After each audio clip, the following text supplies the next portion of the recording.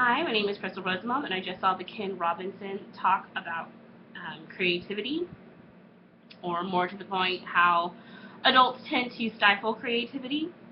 I thought he used some excellent examples to show how diverse students are and how adults tend to they lose sight of the creativity and potential that kids hold.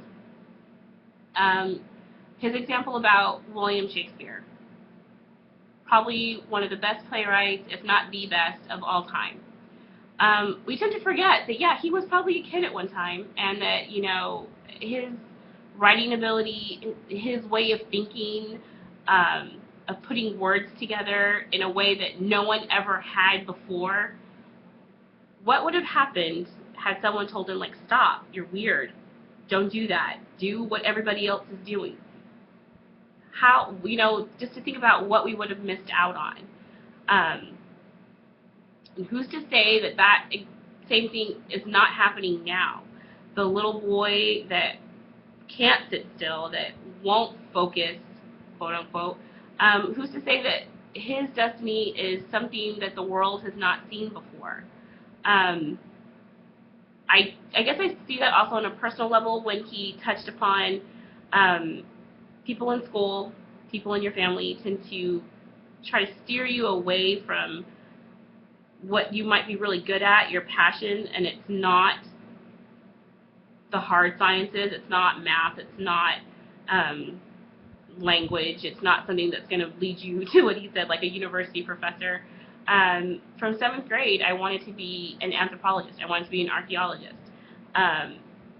And people telling me left and right, don't do that, there's no money in that, what could you ever achieve doing that?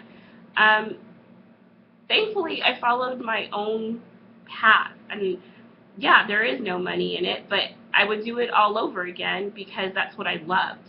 And I feel like having that anthro background gives me a slight edge up to where I ended up now in the field of education, because I've seen in these last few years this huge push and this huge surge to teach educators and teachers about the diversity of the students in the classroom,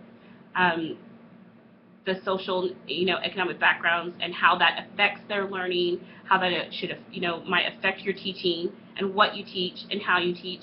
I feel like I already kind of had a bit of that knowledge, not due to my educational background, but due to my anthro background. And I wouldn't have had it any other way if I had not followed my dream of going down that path and getting that degree. I